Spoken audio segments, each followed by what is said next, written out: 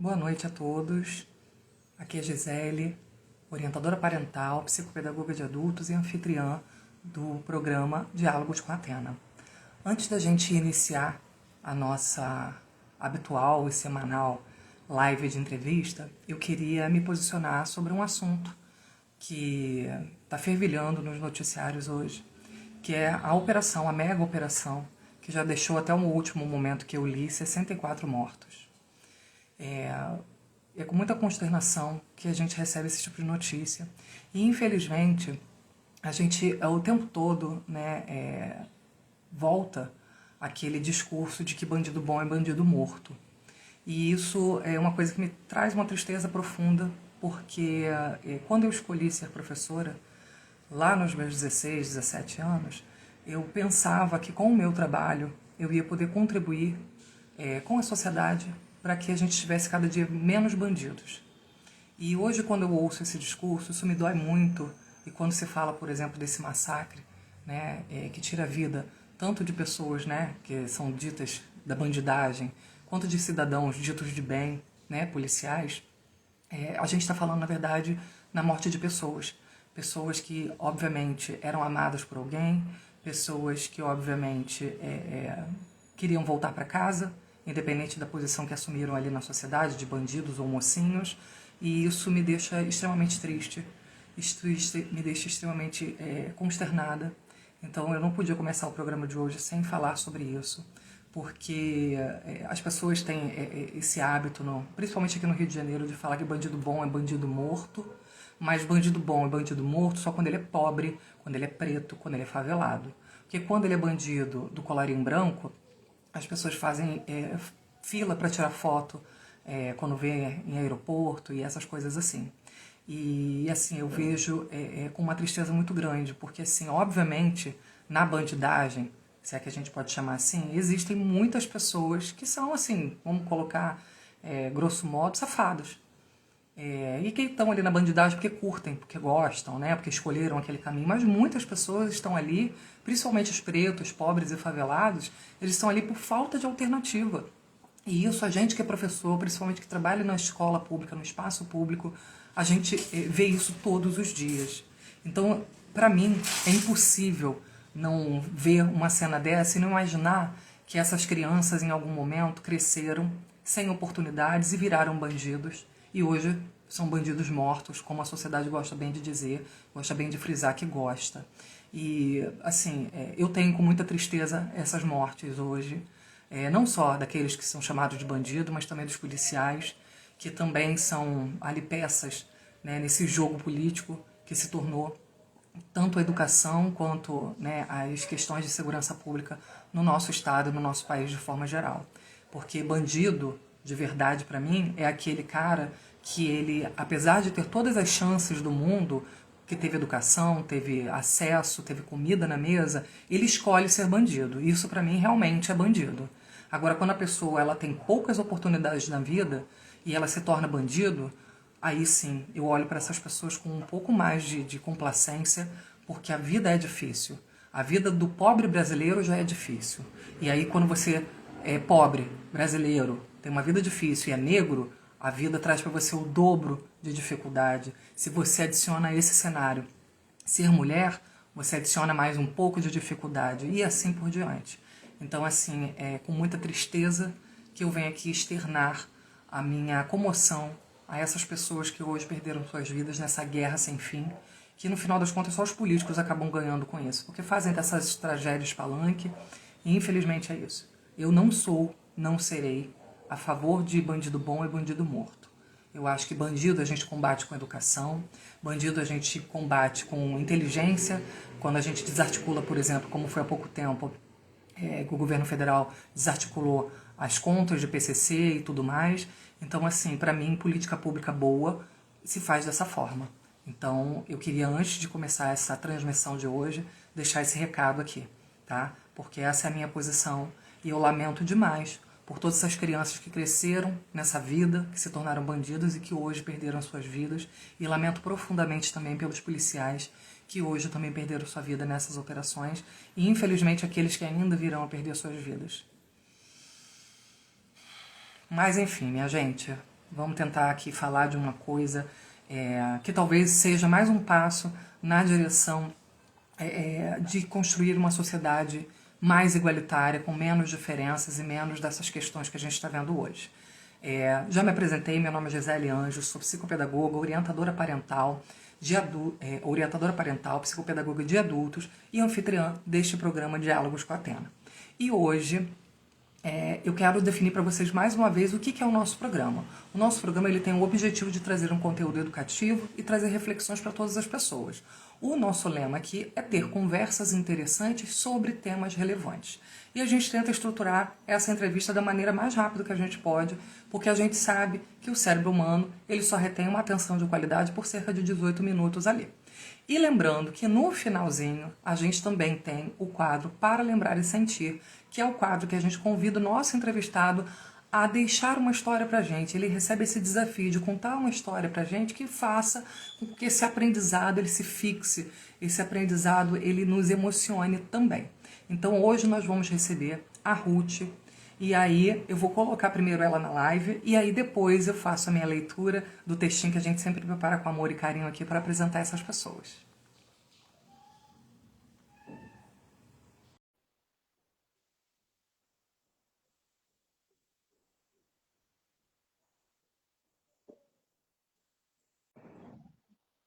Ei, Tudo bom, meu amor? Boa noite. noite, que saudade. Oh, a gente precisa se ver pessoalmente, né? Saudade, Júlia. Que bom estar aqui com você. Ah, que bom. Minha flor, antes da gente começar, eu vou apresentar você e aí vou passar para você a palavra. É, Você deve ter assistido aí, né? Fiz um comentário aqui a respeito dos acontecimentos tristes e trágicos de hoje. Me posicionei e eu acredito que também, né? Você, como uma mulher de luta, também queira se posicionar. Então, assim, antes de tudo, eu vou te apresentar para que as pessoas saibam com quem a gente está falando e entendam, né, que a sua fala tem muito mais propriedade até do que a minha fala. É, Ela é baiana, de Salvador, é advogada, artista, ela canta, atua, conta histórias, faz ciranda, compõe e tem 2 livros publicados e, além disso, faz muita bagunça, né?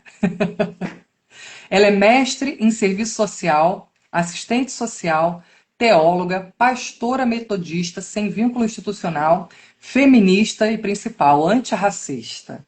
Acho que é por isso que a gente se ama tanto, né?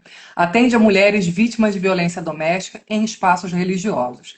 Então, essa, minha gente, é a Ruth Noemi, uma presença e uma amiga muito querida que a vida me trouxe num momento super adverso, mas que ficou, né, Ruth? É nosso vínculo aqui, porque a gente tem uma conexão, né, de lutas, nosso vínculo ficou e hoje a gente tem essa satisfação de receber a Ruth. Infelizmente, num dia muito triste, mas talvez essa presença da Ruth aqui hoje, né, com esses acontecimentos, seja assim um arranjo de Deus para que a gente possa problematizar questões sérias e importantes. Eu só não gostei de uma coisa que você falou, que o tempo para se assimilar são 40 minutos, quer dizer que eu só tenho. Não, estou brincando.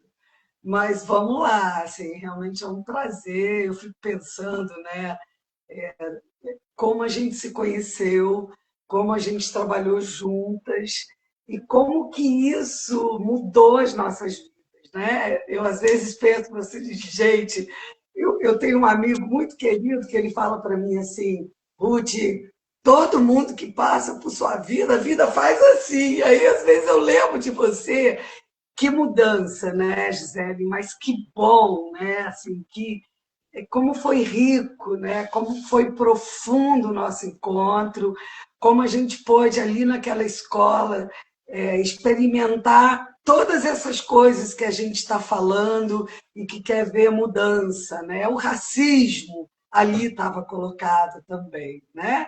Sim. Então eu acho muito bacana a gente poder pensar isso hoje. E aí eu quero, não sei se cabe assim, mas eu queria mostrar para você um título de eleitor que é do meu avô. Olha que coisa incrível. Eu Mas mostrei história. história. Eu mostrei uma vez esse título de eleitor para um historiador, pesquisador, que era esposo de uma das minhas professoras da UFRJ, no serviço social. E ele ficou emocionado, ele falou: Isso aqui é o Brasil, isso aqui é uma aula de história. Por quê?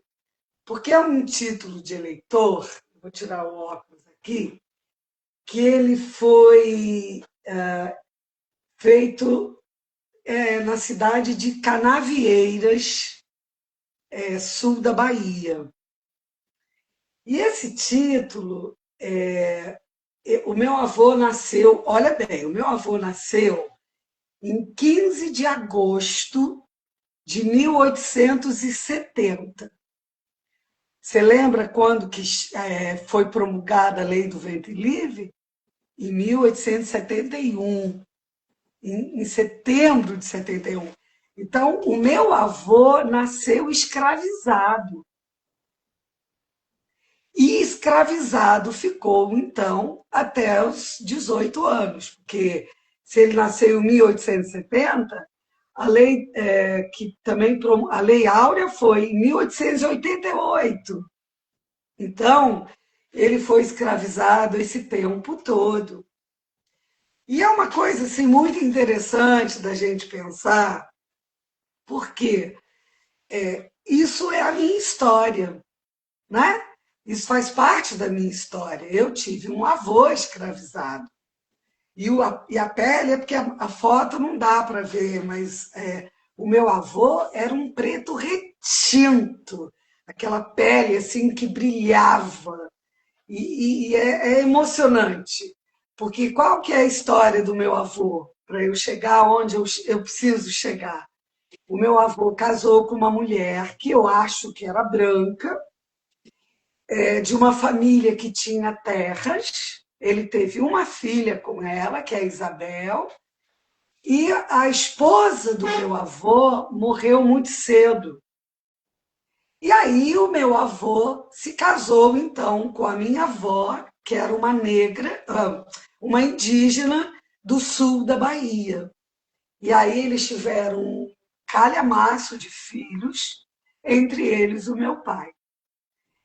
O meu pai, por sua vez, casou com uma mulher que era filha de italiana, que é minha avó, por parte de mãe, né? O meu pai veio da Bahia para o Rio. Ele nunca tinha estudado, embora ele tenha sido alfabetizado pelas minhas tias, pelas irmãs mais velhas. E ele era, por causa da riqueza da primeira mulher do meu avô, ele tinha, né, livros em casa, enciclopédias em casa. É uma coisa incrível, né? A gente pensar nessa trajetória de uma família brasileira cujo o principal ator, digamos assim, que era o João Manuel, o nome dele, traz essa herança, né, de escravização, mas que depois consegue comprar o título de capitão. Então ele nem era tão rico assim, porque ele poderia ter comprado o título de coronel, mas ele comprou o título de capitão com o dinheiro que ele tinha, com as terras que ele herdou. Essa é a história do Brasil, é a história de um povo que viveu escravizado. Hoje, ao ver, eu vi muito pouco porque eu estava fora de casa, mas hoje, ao ver algumas imagens dos jovens que foram, alguns parece que se entregaram, né, no Complexo da Penha, mas olha a imagem daqueles jovens, são negros. E é tão perniciosa essa imagem que a gente vê como esses jovens, todos descalços, todos sem camisa, e a polícia pegando no cangote deles. Isso é racismo. Aí você vai dizer: ah, mas eles são criminosos. Eles são sim. Eles são criminosos. Por quê? Porque, na verdade, hoje o tráfico é um grande empresário. Quem é o chefe do tráfico? De onde que ele traz esses fuzis? É uma grande empresa. Então, o Estado não tem trabalho para esses jovens, o tráfico tem. Então, é doloroso demais a gente pensar nessas coisas, né? Quando a gente pensa, por exemplo, que os presos no Brasil, 96% são homens, 48% pardos, e 30% dos que estão presos não foram julgados, né? E a maioria dos crimes que eles cometem, a maioria é de furto, roubo e atividade relacionada ao tráfico de droga. E aí tem muita gente que deve estar se perguntando assim, mas quem é essa mulher falando? Ela não é negra? Ora, no Brasil, a Constituição me garante o direito de me autodeclarar. E eu me autodeclaro negra por causa da minha trajetória, embora a cor da minha pele seja parda. Outro dia, num ensaio no teatro, o diretor falou assim: quem aqui é negra ou negro? Aí eu falei: eu sou negra. Ele: ah, você é uma branquela. Eu contei até 10, ou 15, ou 20, porque ali não era a hora de enfrentá-lo, mas aí a gente vê a ignorância das pessoas, né? E a gente vê. Aí eu ri e falei: não, eu não sou branquela, né? Eu, por causa da minha trajetória, virei parda, digamos, né? E a gente pode ver também que hoje essa é uma discussão muito séria, né, do povo do movimento negro. Eu não sou uma militante do movimento negro, eu sou uma militante dos direitos humanos. E essa questão, para mim, ela é fundante, porque é preciso racializar essa discussão. A gente não pode falar de Brasil, de democracia, sem racializar. Por quê?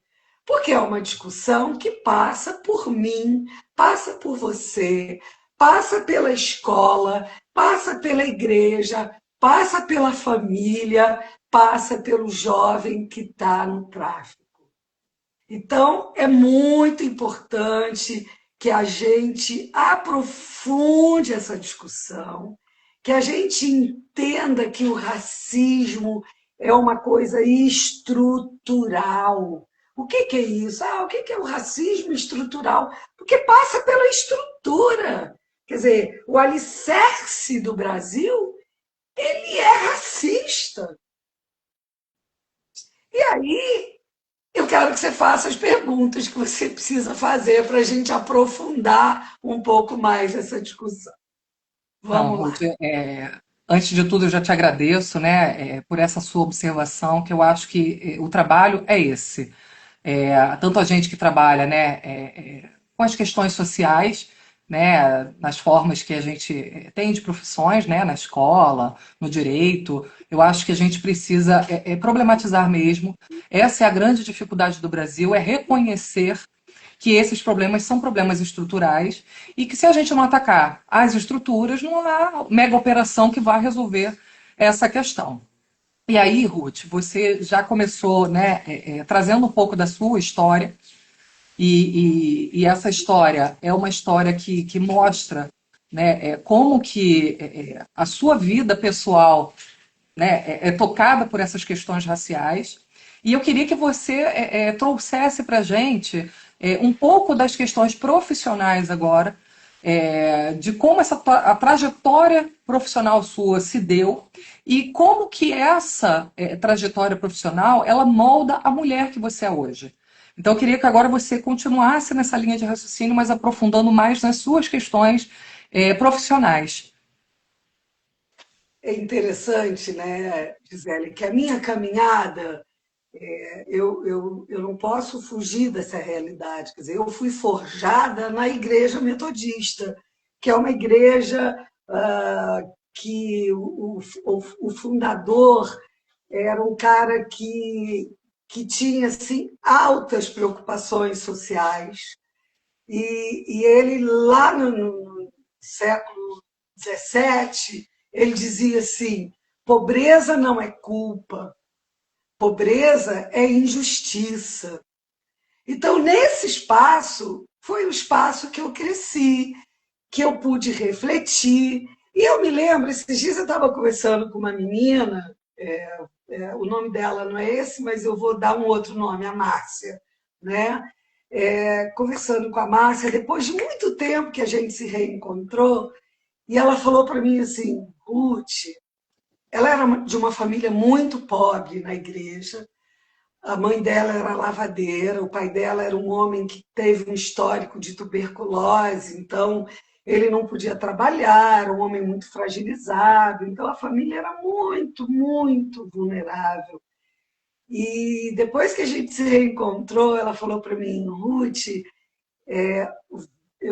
você não imagina como que eu me sentia acolhida por você.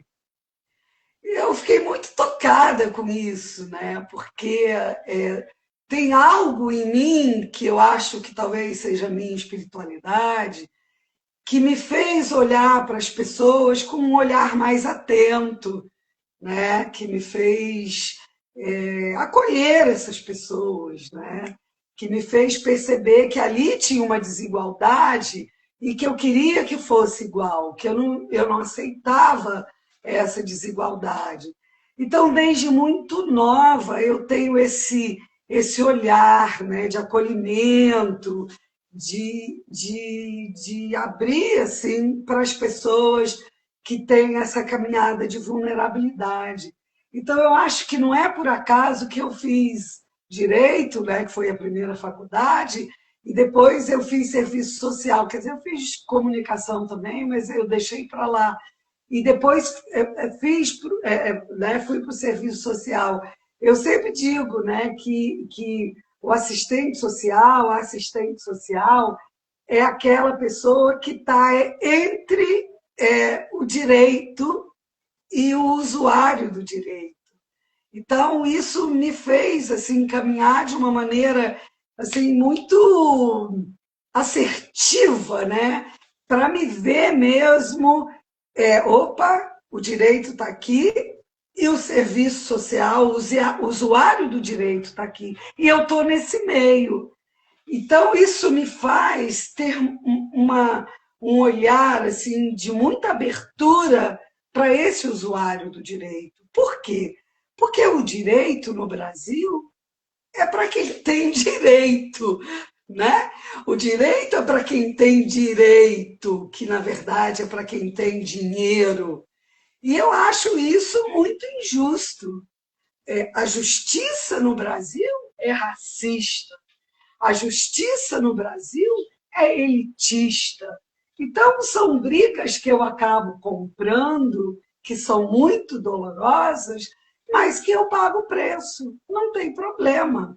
Eu me lembro, por exemplo, Gisele, que eu uma vez advoguei para uma mulher, na verdade, não advoguei para ela me contratou porque o esposo da empregada dela foi preso no 571, que é um ônibus que era Glória Leblon, e quando estava voltando para a Glória, ali na Rua do Catete, ele levantou e falou: vou assaltar. Ele não tinha arma, ele não tinha nada. Mas ele disse: vou assaltar, não sei o quê. Como viram que ele não tinha dinheiro, que ele não tinha arma, um cara pulou em cima dele, segurou, chamou a polícia e ele foi preso.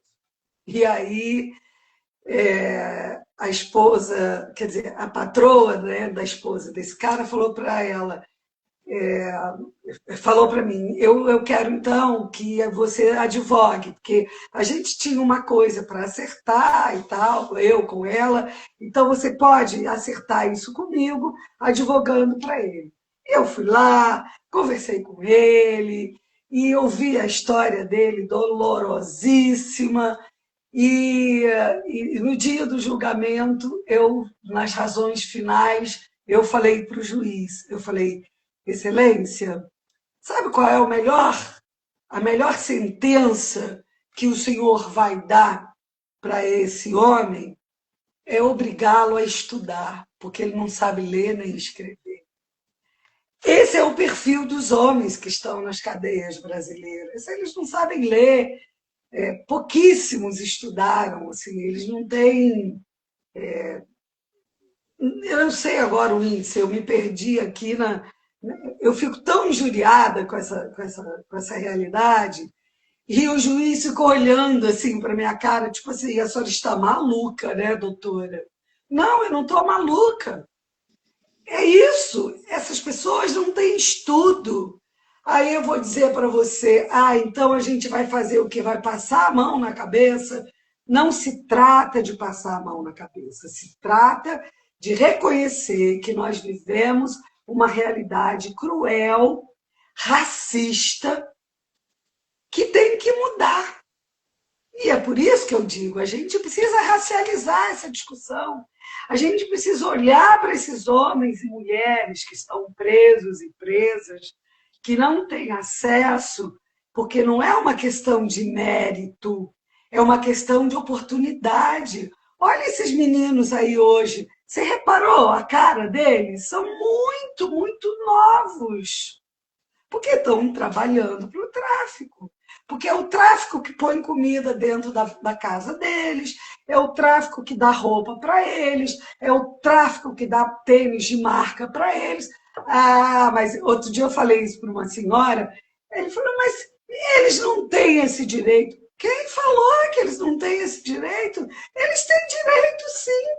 Porque se a gente tivesse um Estado que suprisse isso, que desse emprego para eles, eles não estariam no tráfico. Então, tem algo dentro de mim que eu acho que tem a ver com a minha espiritualidade, mas tem a ver com essa caminhada, né, acadêmica que eu fiz, pelo direito e pelo serviço social, para que essas pessoas tenham a oportunidade de entender que elas são usuárias de direito. E como usuárias de direito, elas têm que correr atrás disso. É mais ou menos nessa linha. E isso que você falou, Ruth, o interessante é que muitas vezes, né, os atores da sociedade, eles não se percebem dentro dos seus papéis, né? Então, quando a gente fala, por exemplo, que talvez o Estado precisa garantir, mas a gente tem que pensar que a sociedade também precisa cobrar para que isso seja feito. E aí as pessoas, às vezes, elas vivem dentro de uma bolha, né? Então eu digo assim, até pela região que hoje eu moro aqui, as pessoas vivem numa bolha, os direitos delas aqui valem, funcionam, e elas às vezes não conseguem se perceber como agentes também da manutenção desses problemas sociais que a gente tem. Então eu vejo muitas vezes as pessoas quando olham para um garoto na escola pública, né, de uniforme, olham com aquele desdém, né, com aquele olhar de medo, né, segura a bolsa, e não conseguem perceber que essas atitudes pequenas fazem a manutenção dessas diferenças sociais, que são, assim, em outros níveis catastróficas, e não fazem, não têm a real noção do seu papel dentro dessa estrutura cobrando os direitos, né? Eu tenho condição de pagar uma escola boa para o meu filho, então a educação não me pertence, é uma questão, uma pauta que eu não toco, sabe? Então, assim, por mais que às vezes a gente tenha condições de pagar duas vezes pelo serviço do Estado, né? Porque quando a gente paga uma escola privada, a gente está pagando duas vezes. Quando você paga um plano de saúde, está pagando duas vezes. A gente precisa se inserir nessa luta. Não é porque eu, neste momento na minha vida, tenho acesso que o outro que não tem acesso não faça parte da minha luta, né, da minha vontade de correr atrás, porque a gente também não sabe o dia de amanhã. Amanhã eu posso precisar ser o usuário desse serviço de uma outra forma, diferente da que eu uso hoje. E as pessoas não têm essa noção. As pessoas se colocam fora dos discursos como se elas não tivessem nada a ver com isso.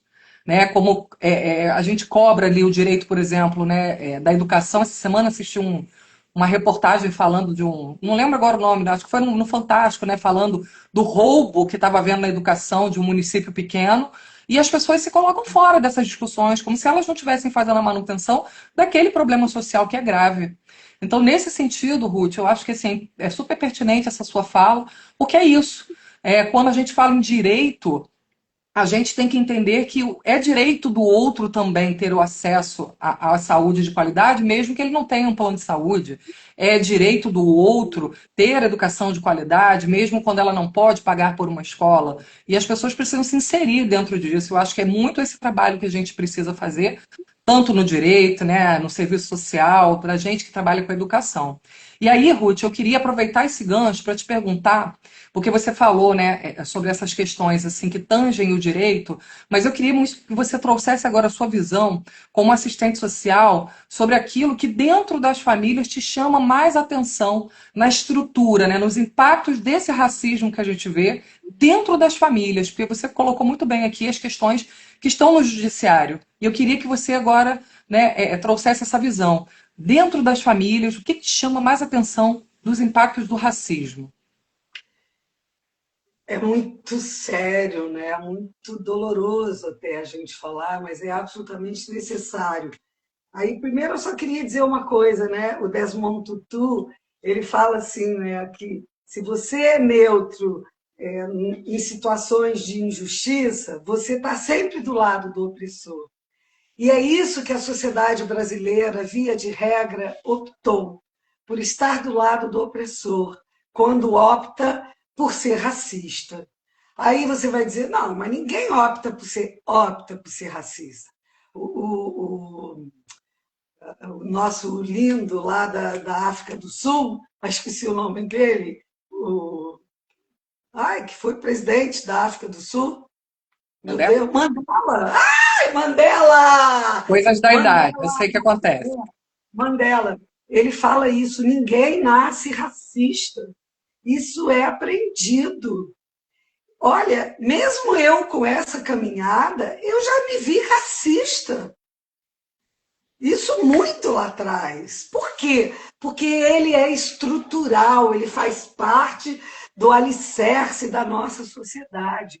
A gente cresce achando que preto é sujo, que preto é fedorento, que olha, o cabelo dela é ruim, olha lá se preto não caga na entrada, caga na saída. Que mais? Isso é perverso. Eu estava vendo outro dia a Thaís, que fez Araújo? agora o Araújo, falando isso. Se o meu filho, ele invariavelmente vai ser abordado.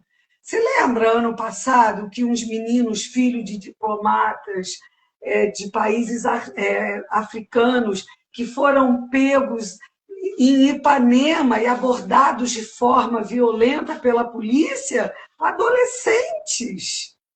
Então, a gente não pode deixar de pensar que a gente vive numa sociedade que é racista, a gente vive numa sociedade que acha que não tem racismo, mas tem. E enquanto a gente achar que não tem, o racismo vai continuar aí colocado. E o racismo adoece. O racismo enlouquece, o racismo mata. Então, quando você trabalha com uma família no serviço social que está tão acostumada a ser diminuída, a não ter valor, quer dizer, ela achar que não tem valor, isso é cruel demais, porque ainda que eu diga para ela, não, você tem valor, você é um sujeito de direitos, mas isso está tão enfronhado, isso está tão aqui na pele que mata, que adoece. Então, é um trabalho que não é um trabalho só meu, é um trabalho do Estado. É por isso que o racismo é crime. Assim, essa visão a gente não pode deixar de ter. Eu, se praticar qualquer fala de injúria racial, se eu fizer qualquer piadinha que vai diminuir o outro por causa da cor da pele, é crime. E é muito. Olha, eu vou contar uma coisa para você.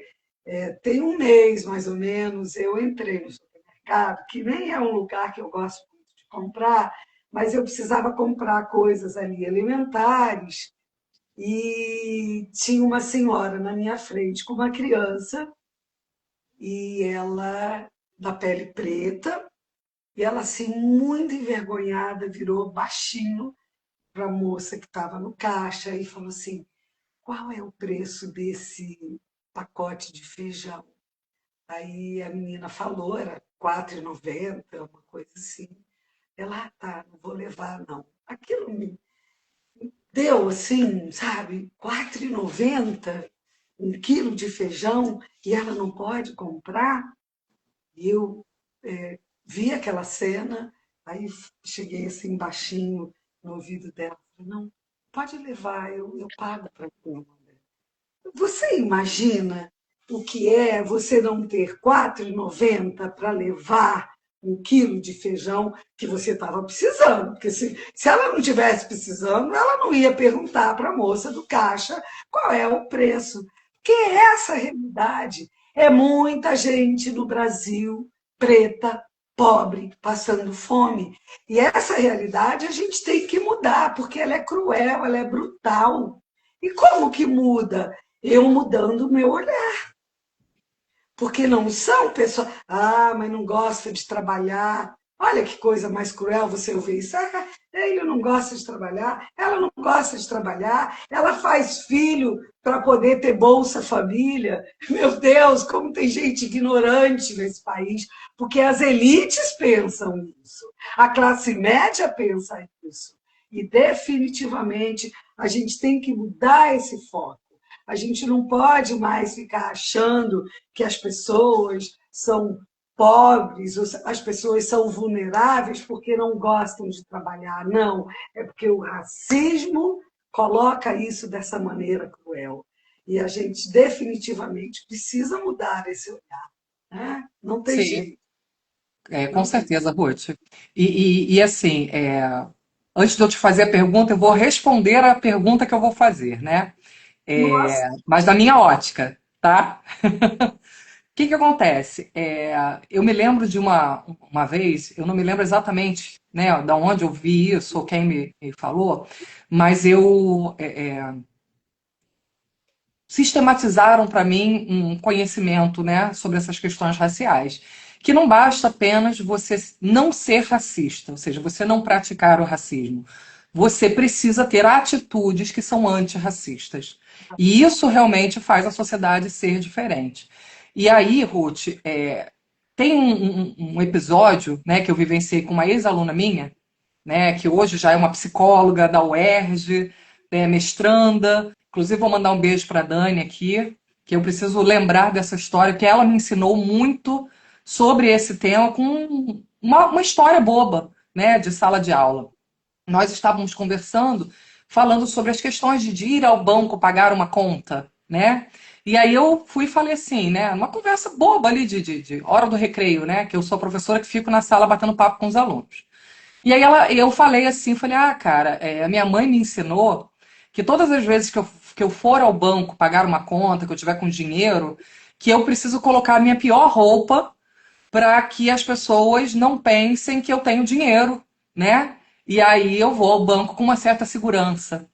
E aí essa aluna minha que a gente estava nesse papo, né, que até então era um papo despretensioso, ela virou para mim e falou assim: "Então, eu já aprendi com a minha mãe diferente", né? Uma menina negra, retinta. Ela falou: "Eu aprendi com a minha mãe diferente. Eu tenho que ir ao banco com a melhor roupa que eu tenho, para que não pensem que eu vou assaltar o banco". E aquilo, Ruth, que era uma conversa despretensiosa, né? Ela não estava tentando me dar nenhuma lição de moral. Na época, ela devia ter, sei lá, os seus 15 anos. Mas ela me fez perceber que a vida, né, a estrutura da família, ela tem aprendizados que são diferentes. Né? E aí eu estou linkando justamente com isso que você falou, né, sobre como essa família, né, brasileira ela vive as questões do racismo e como isso atravessa os aprendizados que essas pessoas têm. E essa menina, ela foi assim, no percurso acadêmico dela, obviamente é desacreditada por muitos, porque é uma menina que estudava numa escola pública, é uma menina negra com uma família que tinha uma vida, né, familiar ali conturbada, né, com aqueles embates né, de uma família com pouca escolaridade, e ela hoje, né, chegou lá, se é que a gente pode dizer que o lá existe. Ela é uma menina que está no mestrado, estuda numa faculdade estadual, uma faculdade pública, né?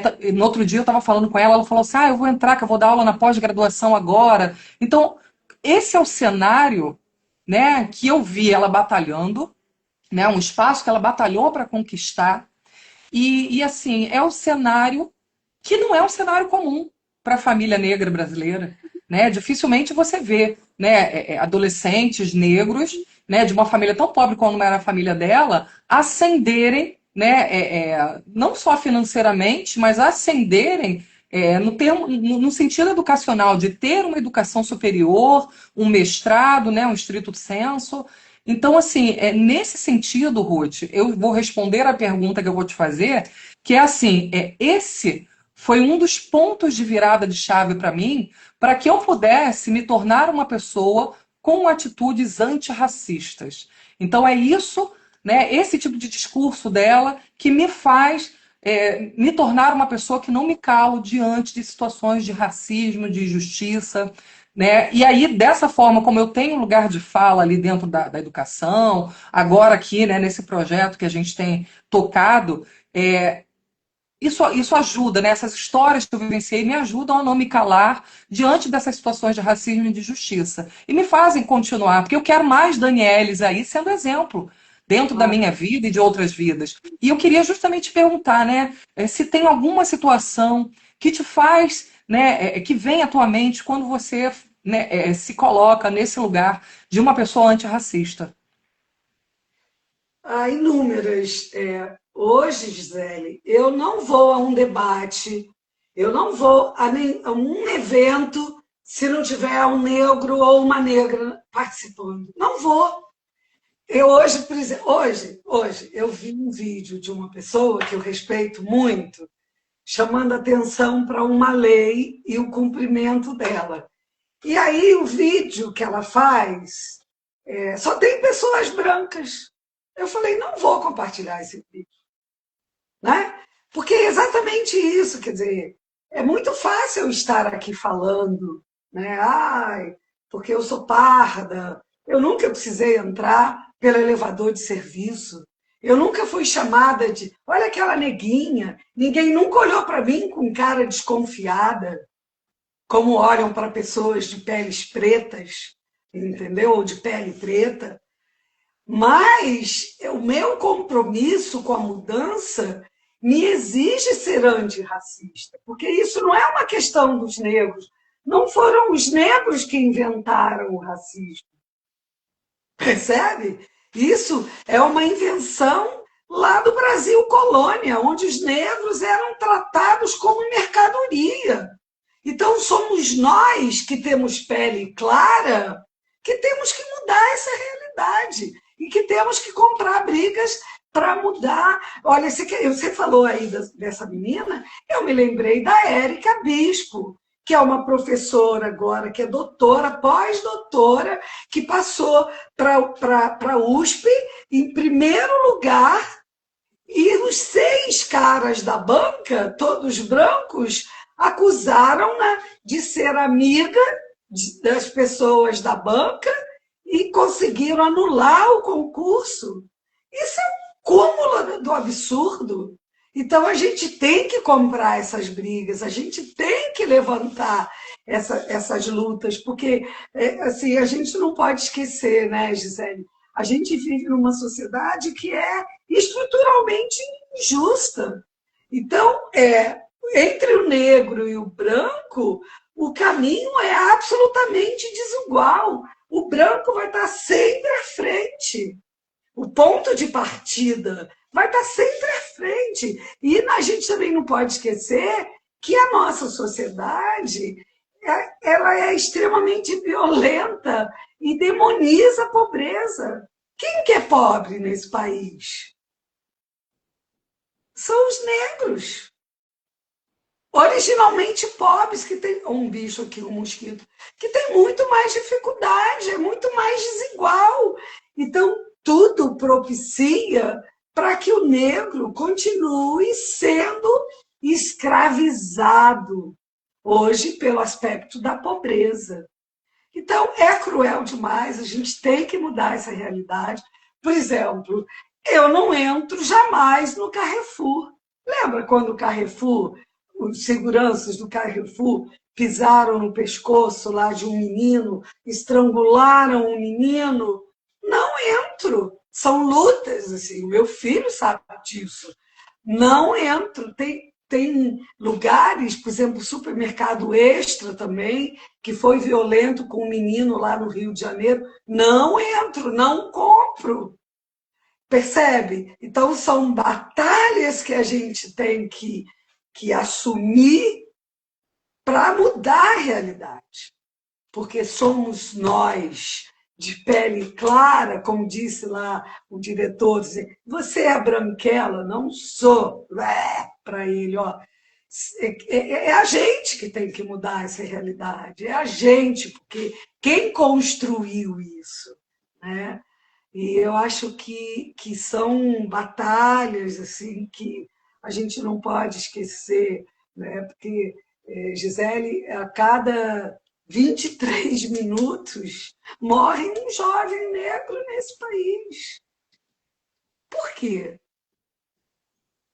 Quem criou isso? Que sociedade é essa? Né? Que justiça é essa? Que Estado é esse? Ruth, assim, é uma luta que realmente ela precisa ser travada com quem ainda tem a voz ouvida. Porque muitas vezes são situações que visam silenciar quem é negro. E quem é branco, né, ou que tem a pele mais clara, que tem espaço para fala, tem que abrir a boca realmente sabe, lançar a sua voz para ser ouvida e não apenas, né, naquela mesma toada que eu falei, né, não apenas não sendo racista, eu não sou racista, né, aí vem aquele discurso assim, tirando o corpo fora, né, tá, tudo bem, você não é racista, mas o que você faz, né, para que o mundo não seja racista? Então é muito disso. Assim, Ruth, eu queria, né, aproveitar aqui para puxar, né, um outro viés dessa questão das negritudes que a gente está falando, para falar também das mulheres negras dentro dos espaços de poder até. Porque, assim, a gente vê, como a gente vê poucos, né, homens negros ocupando determinados lugares ali estratégicos, a gente também vê poucas mulheres negras em espaços de liderança, poucas mulheres que esbravejam, que colocam as suas vozes ali a serviço, né, de uma sociedade antirracista.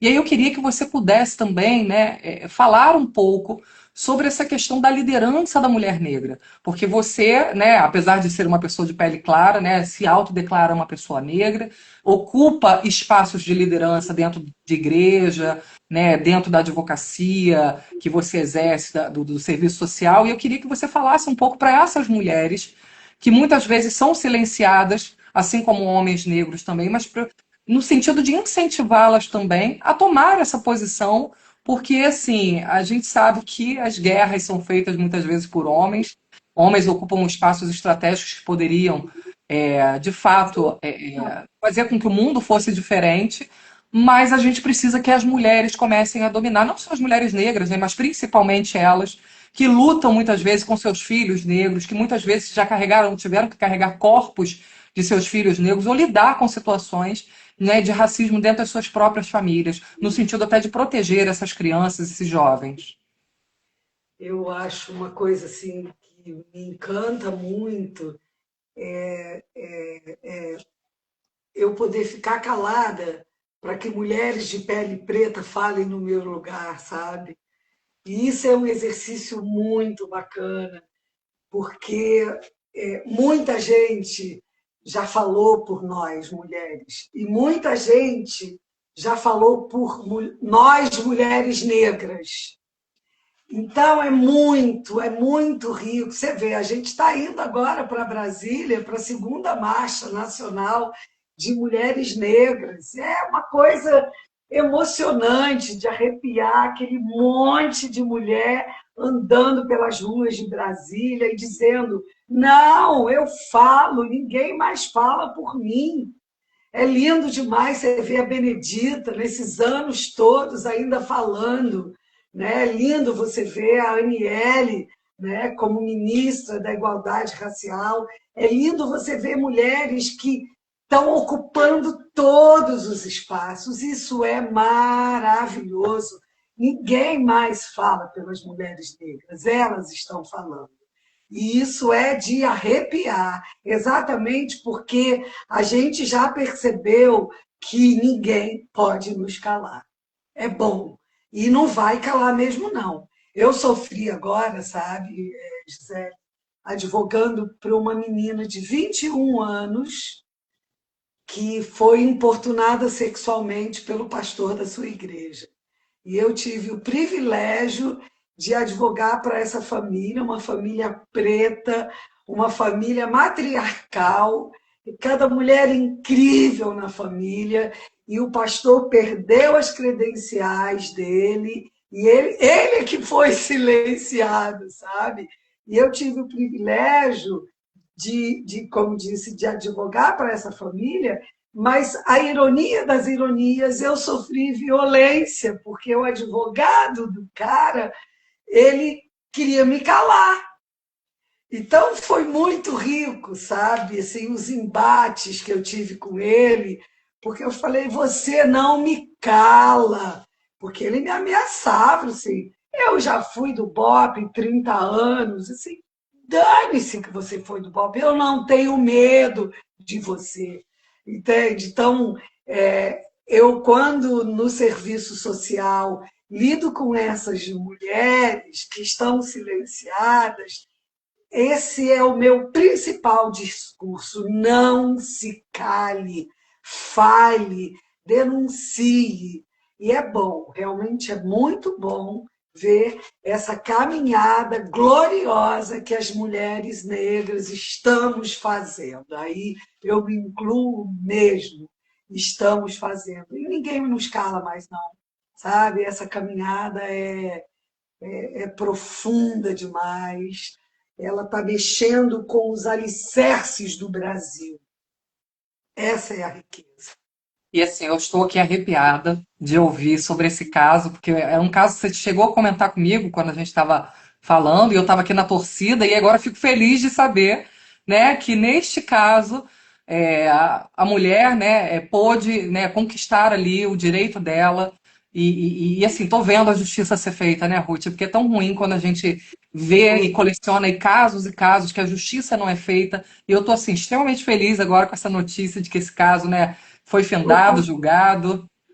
Então, mas foi ainda no campo eclesiástico, porque no campo penal ainda está na fase de inquérito e agora tem 2 semanas voltou para a mão do promotor, né, para o Ministério Público, e a gente está pressionando para que sim, não se arquive, né, esse inquérito e que ele seja julgado também. Isso é lindo demais e o mais Vamos continuar na interessante torcida. Gisele, é que. Ixi, perdi o que eu ia falar. Bom, enfim, a Igreja Metodista, né, que foi a igreja que me afastou do meu ministério pastoral, exatamente porque eu falo essas coisas, eu denuncio essas coisas, foi a igreja que teve que me engolir defendendo essa menina e que condenou o pastor. É muito bom, cara, muito bom, muito bom. É isso É, aí. mas eu sei como é que é isso, a gente ser silenciado porque a gente está fazendo as coisas certas. Mas enfim, Ruth, chegamos ao final das nossas perguntas e agora a gente vai justamente para o nosso quadro para lembrar e sentir, que eu sempre peço para que os nossos convidados eles separem alguma história para emocionar mesmo a nossa audiência. Esse é o momento. Vai lá, Ruth, e é sua hora de brilhar com o nosso quadro para lembrar e sentir. Então vamos lá. Quando Gilberto Gil tomou posse na Academia Brasileira de Letras, ele já estava com um fardão, eu não me lembro se foi o presidente que entregou para ele o canudo, né? Assim, é uma embalagenzinha verde com uma frisa dourada, entregou para ele. Aí ele desceu do púlpito e foi em direção a uma pessoa que a câmera não mostrou, mas eu imagino que deve ter sido a mulher dele, a Flora. E quando ele estava caminhando em direção, vamos que seja a Flora, né? Quando ele estava caminhando em direção à pessoa para quem ele ia entregar o canudo, porque ele ia fazer o discurso, ele fez um movimento de corpo, assim, uma dança, uma coisa, que eu falei, é o meu pai. Isso que ele fez, o meu pai fazia. E aí eu comecei a chorar. Por quê? Porque é a baianidade, é a ancestralidade, percebe? E isso ninguém me tira, né? Quando falam para mim, olha lá, ela diz que ela é negra, percebe? Como que ali no gesto do Gil eu vi o meu pai, que é o gesto de corpo que a africanidade traz, que a baianidade traz. E isso eu achei tão lindo, me emocionou tanto, porque eu falei, a minha história ninguém tira, né? A minha ancestralidade ninguém tira. As ancas largas das minhas tias, os narizes largos da minha família. Isso é muito lindo, sabe? E é por isso que a gente tem que brigar, porque nós não podemos mais ter ninguém silenciado ou silenciada por causa da cor da que no que depender de mim, eu vou continuar levantando a minha voz. E é isso, Ruth, é abrir os caminhos, né, para quem vem depois da gente. A gente não vai ver, infelizmente, o mundo, né, o Brasil sem racismo, mas a gente está aí, de certa forma, abrindo os caminhos para quem vem depois, né, cuidando do futuro dos nossos, né, filhos, netos, tataranetos, enfim. Te agradeço muito por compartilhar isso com a gente, Ruth. Eu acho que é de uma extrema riqueza a gente poder olhar para a nossa história e sentir orgulho dessa história e não sentir que a nossa história está errada de alguma forma. Então, te agradeço por compartilhar isso. Assim, já vou aproveitar aqui já para fazer o convite para quem está online com a gente para a nossa próxima live, que a gente vai falar de direito, mas a gente vai falar do direito dos autistas, tanto no campo da educação quanto da saúde. Então, já fica meu convite para que você também assista com a gente essa live. A gente vai receber uma advogada especialista nesse tipo de direito. Então, já fica o convite para você, para quem está aqui com a gente ao vivo e quem está assistindo também, né, nesse momento pelo YouTube com a gente. Tá bom? Te agradeço demais, Ruth, todas as suas contribuições. É sempre pertinente. Eu adoro conversar com você, você sabe quanto eu gosto, né? Então, estou trazendo aqui todas as pessoas que eu amo conversar, que eu gosto de trocar uma ideia, né? Esse papo inteligente, esse papo sempre inovador e moderno que a gente tem. Então, te agradeço demais e espero que você possa voltar com outras pautas. Ih, tem alguma coisa aí que foi esquecida. Eu quero apresentar para vocês Ah, sim, a menina queria mudar de nome. a menina que queria mudar de nome. E é uma riqueza, porque, na verdade, assim, é uma família negra, de classe média, que a menina sofre bullying porque a mãe obriga que tudo dela seja rosa, e ela não gosta nem do nome dela, o nome dela é Rosa. Só que, o que eu faço? Eu apresento para a menina através de uma professora com olhos de águia, eu chamo assim. Eu acho que professor, professora tem que ter olho de águia, né? Que é o olho que vê além, que vê longe. E essa menina, então, é apresentada a Rosa Parks, que foi a precursora nos Estados Unidos, do fim da segregação racial. E é um livro muito lindo, é uma história assim deliciosa que eu quero apresentar para vocês. Aliás, faz favor de comprar para a Júlia, Com com certeza, direito, minha filha precisa ler. que é uma riqueza. É isso, são as coisas que a gente vai fazendo para contribuir, né, para essa luta fundante pelo fim do pelo fim do racismo. É a luta antirracista. Tá certo. Então fica aqui a dica de leitura, gente. Eu já estou, né? Quando o Ruth veio me cozinhando com esse livro, eu já fiquei na vontade. Mas a gente vai se Ótimo, encontrar. Eu vou pegar o meu exemplar da minha filha, porque ela ama ler. Hoje a gente estava na biblioteca.